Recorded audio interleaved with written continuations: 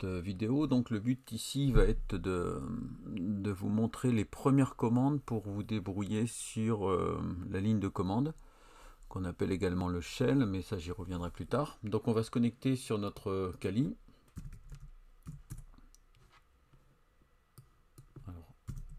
Alors, Kali. Ah oui, bon. Kali. Et on va donc ouvrir une ligne de commande. Je vais redimensionner la fenêtre pour que vous voyez tout. Voilà. Alors, pour taper ligne de commande, on avait déjà vu la dernière fois. On peut ouvrir le terminal en cliquant ici, ou sinon on fait CTRL ALT T, c'est pareil, ça ouvre un terminal. Donc on en était resté là la dernière fois lorsqu'on avait mis Kali en français. Alors ici on arrive sur une invite, on voit qu'on a un $, on verra plus tard que le $ a une signification, c'est qu'on n'est pas administrateur, on n'a pas tous les droits. Quand on a tous les droits, on a un dièse qui veut dire qu'on est administrateur. Il n'est pas toujours souhaitable de travailler en administrateur pour des raisons de sécurité, donc on pourra des fois passer juste administrateur pour exécuter une commande, comme on l'a fait la dernière fois avec dpkg reconfigure, on avait tapé sudo devant. Donc la première commande, c'est déjà essayer de voir en général est-ce qu'il y a des fichiers, où on est, etc. Donc la première commande à apprendre, c'est ls. ls, c'est pour lister les fichiers qui sont présents dans mon arborescence.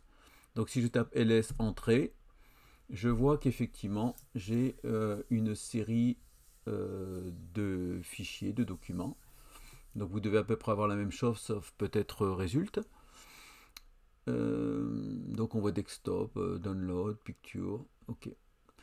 Ce qu'on peut savoir, ce qu'il faut savoir, c'est qu'on peut avoir toujours, sur toutes ces commandes qu'on va apprendre, on peut avoir de l'aide. Donc pour avoir de l'aide, on tape tout simplement la commande. Alors soit des fois c'est -h, mais ici ça ne marchera pas parce que c'est justement une option. On verra que les commandes ont des options, c'est pas pareil que les paramètres. Donc comme elle existe déjà, ici il faut faire --, et taper help. Donc comme son nom l'indique, ça veut dire aider. Et là, on se rend compte qu'on a une aide. Alors comme on l'a passé en français, on a en plus une aide en français. Alors on pourrait avec la souris remonter, il nous explique un peu tous les paramètres qu'on peut utiliser. Donc il y en a pas mal, hein. Donc évidemment on ne va pas tout voir aujourd'hui, hein, ce serait trop long. Je vais vous montrer vraiment les plus utilisés, hein. Je n'ai jamais moi-même étudié tous les arguments, ils appellent ça donc, hein. C'est les options, les arguments, c'est pas pareil que les paramètres. Donc on va voir quelques-uns, mais vous avez toute l'aide là. Et ça c'est valable pour n'importe quelle commande. Alors le problème c'est qu'ici on a l'écran qui est... il faut remonter à la souris, c'est pas très pratique. Alors on a une option, une possibilité qu'on appelle les pipes, les redirections. Quand je tape ls -help, j'ai donc par défaut le résultat qui s'affiche sur mon écran, parce que c'est la sortie standard.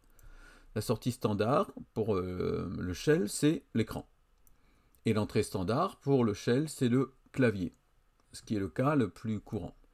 Mais je peux dire, cette sortie-là, ce qu'on appelle un pipe, donc c'est un trait comme ça. Alors sur votre clavier, je ne sais pas, moi sur mon clavier c'est une code de touche. Vous devez l'avoir avec commande ou contrôle. Et là on fait mort.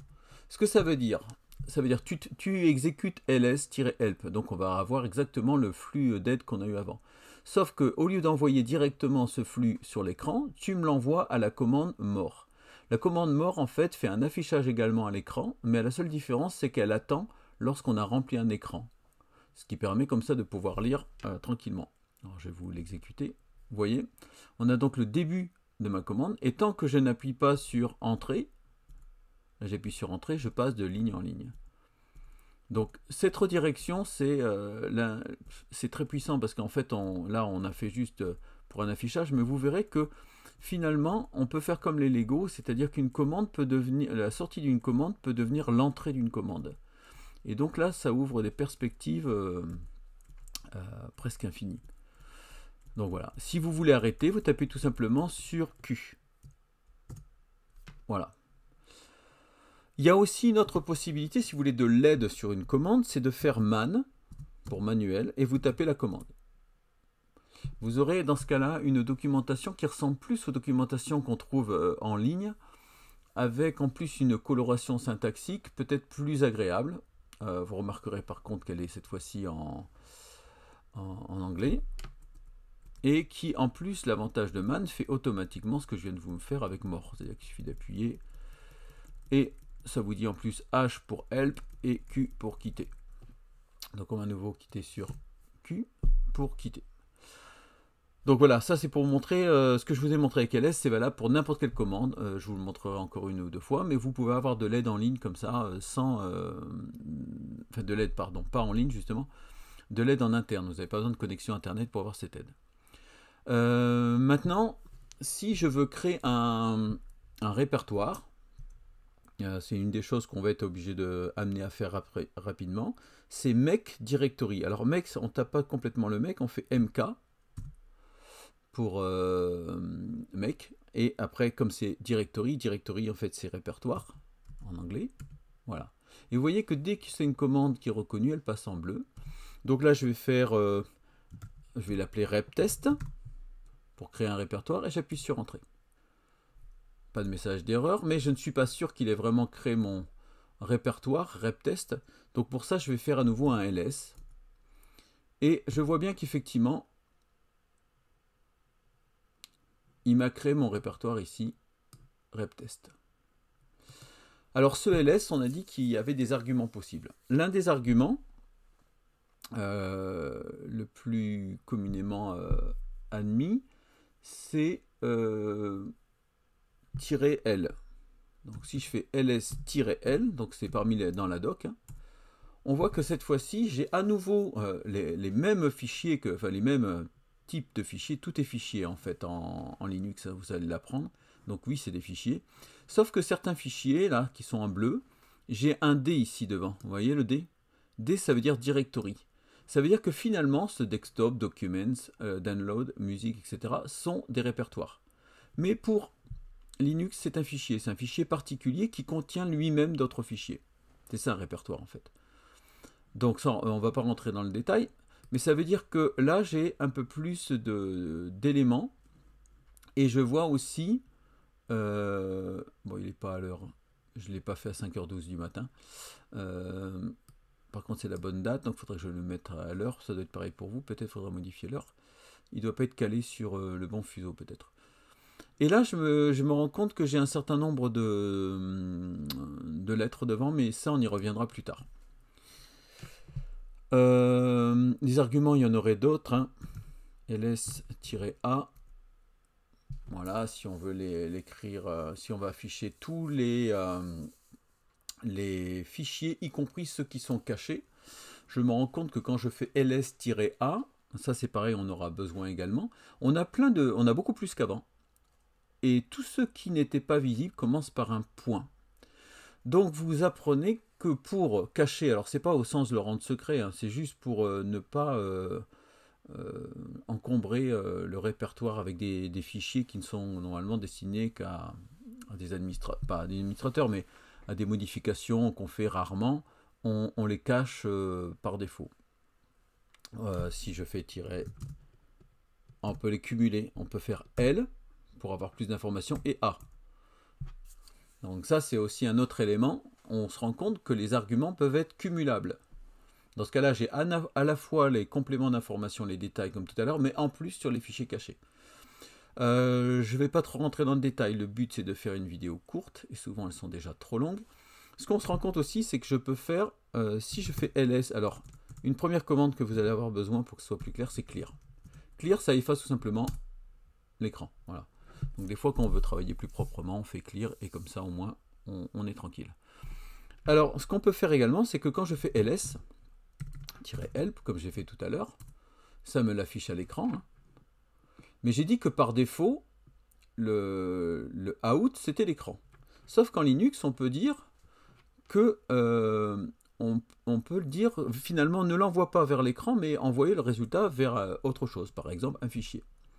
Alors ici, je vais utiliser une petite astuce que je vous avais déjà montré dans la vidéo. Comme c'est la commande précédente que je vais récupérer, j'appuie sur la flèche du haut. Et la flèche du haut me redonne directement la dernière commande. Vous verrez que ça sera très pratique parce que... et si je rappuie, j'ai encore la commande d'avant. En fait, je me balade dans les commandes précédentes. Donc ça, c'est très pratique pour éviter de retaper. Si maintenant je fais chevron, ça veut dire envoie le flux de sortie vers un fichier qui s'appelle fiche, je vais l'appeler par exemple help. Et bien là, en fait, au lieu de me l'envoyer à l'écran, vous voyez, il n'y a plus rien à l'écran. Si je fais un ls, je me rends compte que j'ai un fichier help. Donc, le résultat de ce que je viens de faire avant, au lieu d'être envoyé à l'écran, a été envoyé dans un fichier. Alors, on peut faire simple chevron. Quand je fais chevron, ça rajoute à la fin du fichier. Si je vais simple chevron, un chevron c'est ça en fait, hein, parce que c'est supérieur si vous préférez. Ça écrase. Donc ici, ça la rajoute. Bon, le fichier n'existait pas, donc il l'a créé. Vous voyez, même s'il n'existe pas, il le crée. Si maintenant je veux connaître le contenu de ce fichier, il y a plusieurs solutions. Une des commandes faciles à utiliser, c'est cat. Alors cat, c'est pour concaténer normalement des fichiers, mais quand il est tout seul, finalement, il l'affiche à l'écran. Par défaut, je vous rappelle que la sortie, c'est l'écran. Donc si je tape cat et que je tape mon fichier, alors autre astuce, j'ai commencé à taper FI. Mais comme il n'y a aucun autre fichier qui s'appelle FI, si je tape sur tabulation, pardon, je lâche, tabulation, automatiquement, vous voyez, il complète le nom. Donc tout ça, c'est pas obligatoire, mais ça va vous faire gagner un temps fou. Si je fais 4, eh ben, je me rends compte que dans ce cas-là, il m'affiche bien à l'écran le contenu de mon fichier. Bien sûr, je peux faire 4 pour n'importe quel type de fichier. Si je veux numéroter les lignes, ce qui est pratique des fois lorsqu'on travaille en informatique, je fais 4. Donc je vais reprendre ma dernière ligne et je vais rajouter l'option "-n" qui va permettre de numéroter les lignes. Ici, ça n'a pas trop de sens sur une aide, mais si je suis sur un fichier Python ou PHP, ça me permet comme ça de les numéroter. Donc vous voyez, on se rend compte que finalement, alors toujours pareil, hein, si j'avais voulu avoir cette explication, je fais cat-help, et dans ce cas-là, je me retrouve à nouveau avec l'aide sur la commande cat. Si maintenant je veux changer de répertoire, puisque tout à l'heure j'ai créé un répertoire, mais on l'avait laissé de côté, on a créé le répertoire ici qui s'appelle reptest. Si je veux aller dedans, il faut que je fasse tout simplement change directory, donc CD, en fait on met que les premières lettres, change directory, je change de répertoire, et j'indique où je veux aller. Donc ici rep, pareil, tabulation, vous voyez, mais une petite slash pour dire qu'il va rentrer dedans. Et là, je suis dedans. Alors on le voit parce que ça apparaît ici, dans l'invite, ça a été rajouté à l'endroit où je me trouve, mais j'ai aussi une autre commande qui s'appelle pwd, qui à chaque fois va me dire exactement où je suis. Donc ça c'est pareil, c'est une commande qui vous servira souvent parce que à force de changer, de rentrer dans des répertoires, etc., des fois on est perdu. Alors vous tapez pwd, ça vous dit où vous êtes. Là vous êtes dans le répertoire home, c'est-à-dire votre répertoire personnel. Enfin, le répertoire personnel, celui de Kali, donc les utilisateurs sont là-dedans, donc là je suis sous l'utilisateur Kali, et je suis dans le répertoire reptest. Petite remarque, si vous faites CD sans indiquer où vous allez, il revient par défaut dans votre répertoire personnel, c'est-à-dire Home Kali. C'est-à-dire que même si vous êtes très loin, vous faites CD, paf, vous revenez. Si vous voulez donc revenir ici dans rep, on fait ça, et si je fais un ls, et bien là j'ai rien, normal, puisque je viens de créer le répertoire, il est vide. Alors j'ai pas tout à fait rien. Si je fais ls-a, je me rends compte qu'en fait j'ai deux fichiers. Ce sont des fichiers spécifiques qu'on n'utilisera pas, c'est pour le système. Parce que je vous ai dit, tout est fichier tout est fichier en Linux, et finalement le point c'est aller au même endroit, donc bon, ça sert à rien, et le point c'est revenir au répertoire précédent. C'est un répertoire qui en fait est particulier et qui permet de remonter. Ce qui fait que si je fais cd point, bah, ça ne change rien, je suis au même endroit. Par contre si je fais cd point, je suis remonté d'un niveau. Et en fait, on le retrouve dans tous les répertoires. Tout à l'heure, quand j'ai fait LSAL, vous avez dû voir qu'automatiquement, dans tout répertoire, c'est les 2 fichiers de base qui ont été créés dans tous les répertoires. Bon, ça, c'est pour le fonctionnement. Je fais un clear. On peut bien sûr éditer les fichiers autrement que comme ça. On peut utiliser ce qu'on appelle Nano. Donc Nano est un éditeur, mais il y en a plein. Vous avez VI, vous avez Nano, vous en avez toute une flopée. Ils ne sont pas tous installés par défaut. Dans ce cas-là, il faut l'installer. Et ici, si je fais fiche help, vous voyez, je me retrouve dans un éditeur. Toujours archaïque. Toujours pour les mêmes raisons. C'est-à-dire que c'est un éditeur texte. Il n'y a pas d'interface graphique. C'est fait exprès pour fonctionner du coup avec n'importe quel ordinateur, comme je vous l'ai déjà dit. Il y a d'autres éditeurs, rassurez-vous, qui sont graphiques. On peut installer Sublime Text, il n'y a pas de souci. Mais ça, c'est les éditeurs de base qui permettent vraiment de travailler sur n'importe quelle machine. Alors par contre, ça fonctionne avec des codes. Donc là, je vais vite parce que j'ai encore pas mal de choses à vous montrer. La vidéo dure déjà. Donc si je veux quitter, je fais CTRL X. Donc je vais faire CTRL X. Et j'ai quitté mon éditeur. Donc ça, on y reviendra quand on fera des fichiers, on utilisera un éditeur. Qu'est-ce que j'ai encore à vous dire? On peut créer aussi un fichier avec Touch. Touch, ça permet normalement de... Si je mets un fichier, un fichier par exemple Toto, il va me créer un fichier Toto qui sera vide. Il y a aussi une autre façon, c'est qu'on peut faire écho, bonjour, et il affiche bonjour. Toujours pareil, il a sorti par défaut et l'écran. Mais si je dis, bah moi je veux pas que tu me le mettes dans l'écran, mais je veux que tu me le mettes dans un fichier. Test bonjour.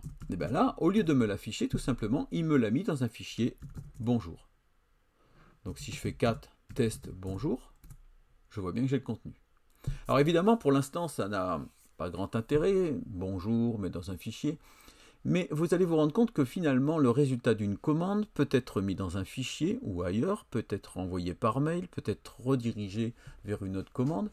Et ça ouvre des perspectives importantes, parce qu'une fois que je suis dans un fichier, je peux donc le parcourir, le traiter, l'analyser, ce qui est beaucoup plus difficile que si je suis sur un écran. Donc ça, cette possibilité qui est sur tous les systèmes Unix, hein, c'est l'une des forces du système Unix.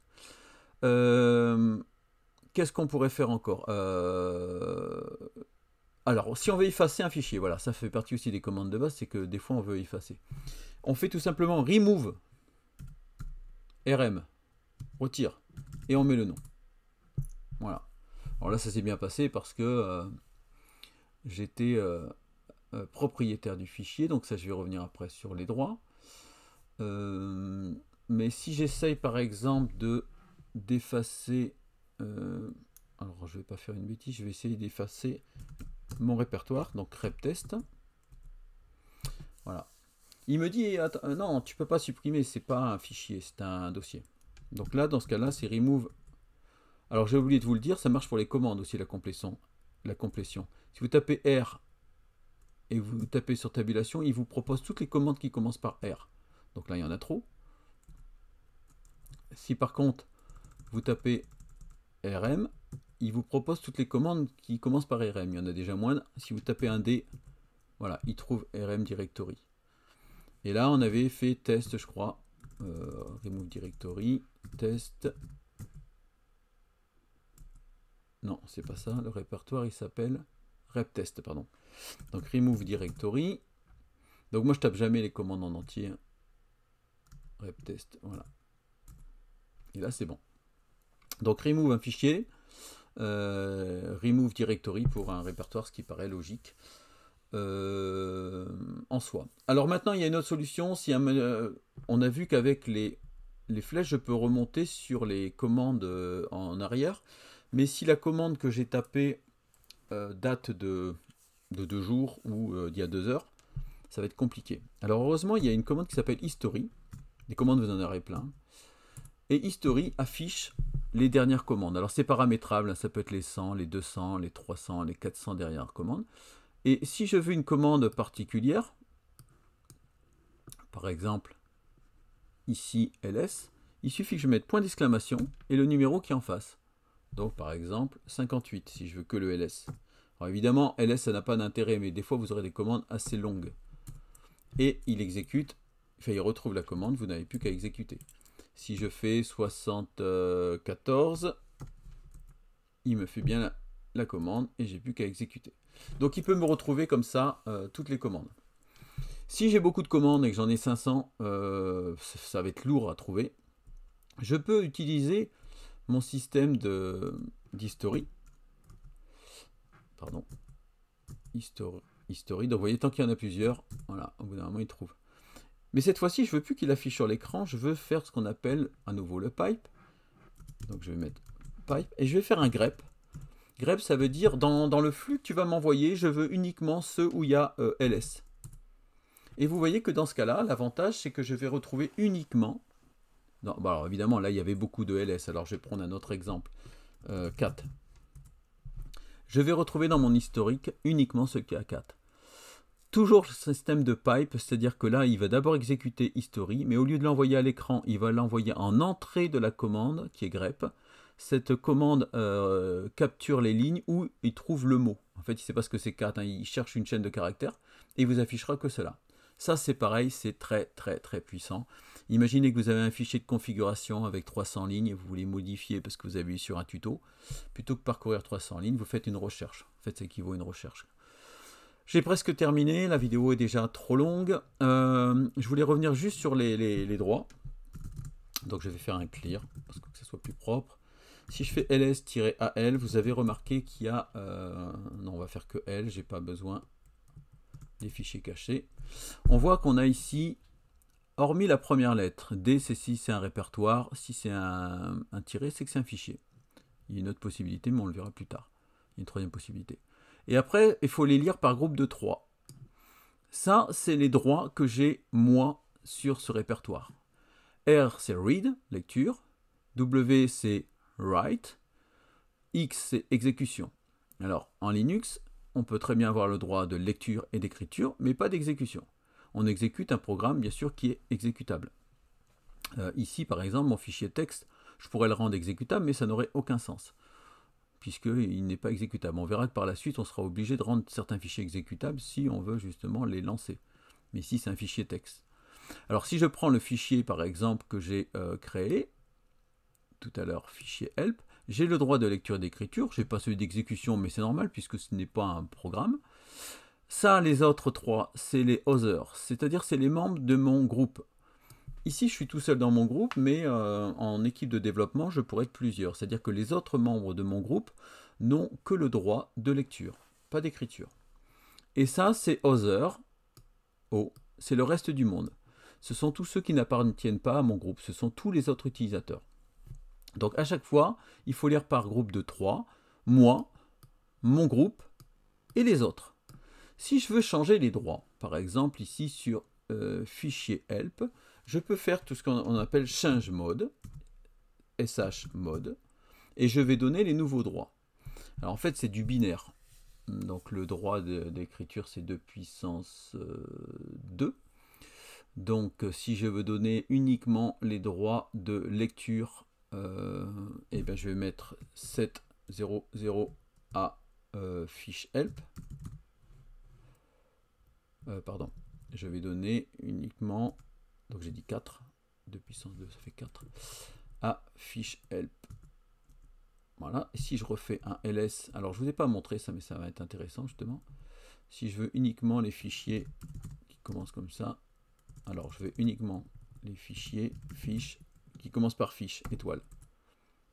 Donc vous voyez, j'aurai que ce fichier-là. On peut utiliser ce qu'on appelle Joker. Si je veux uniquement les fichiers qui commencent par P, majuscule, voilà, il va me donner les deux. Donc on peut utiliser les jokers. Bon, ici, c'est fiche. Donc je vois bien que j'ai le droit de lecture. Donc il faut imaginer que c'est du binaire, donc c'est codé sur 3 bits.